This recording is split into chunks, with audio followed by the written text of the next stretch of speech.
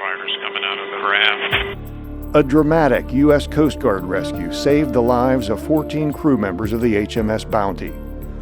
The 52-year-old replica ship took on water off the North Carolina coast after suffering mechanical problems while trying to maneuver around Hurricane Sandy. One crew member died, and the captain remains missing. The Bounty was the first sailing ship ever built specifically for the making of a movie.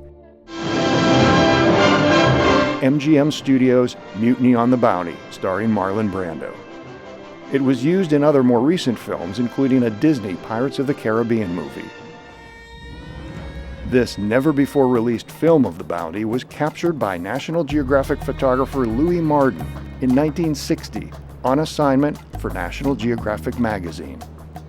Marden wrote in a lecture presentation that the building of the ship in Lunenburg, Nova Scotia was a big deal because the skilled shipwrights there had not had a chance to work on a wooden ship of this magnitude for years. In fact, this was the biggest sailing ship ever built in Lunenburg. The masts were constructed from logs of Douglas fir. The ship was 30 feet longer than the original Bounty to accommodate modern engines, generators, and other machinery. In August of 1960, the Bounty slid into the sea, complete with a celebration from the townsfolk. Marden was on board for its maiden voyage to Tahiti later that year for the movie filming, but he was only allowed aboard if he signed on as a crew member, and at a salary of 25 cents a month, he agreed. He even nailed into the hull a bronze sheathing nail from the original Bounty. It was Marden in 1957 who discovered its remains off Pitcairn Island, where the ship was grounded and burned by the mutineers. On the first voyage of the replica, Marden, no stranger to sailing, went out on the bowsprit and looked back toward the ship to film the spread of canvases, all square sails. Below deck, he filmed the kitchen that helped feed the crew, and what he said was space near the bunks for games of cribbage.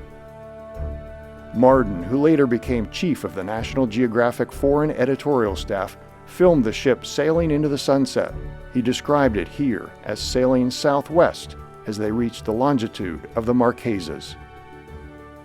Upon landing in Tahiti, in the same spot Captain Bligh had anchored nearly 200 years before, the crew was greeted, Marden said, by some 5,000 people, many on outrigger canoes, some with sails. During the movie filming in coming days, Marden captured about 3 seconds of Marlon Brando between movie takes. The Bounty's maiden voyage was a triumphant beginning for a ship with a tragic demise nearly 52 years later.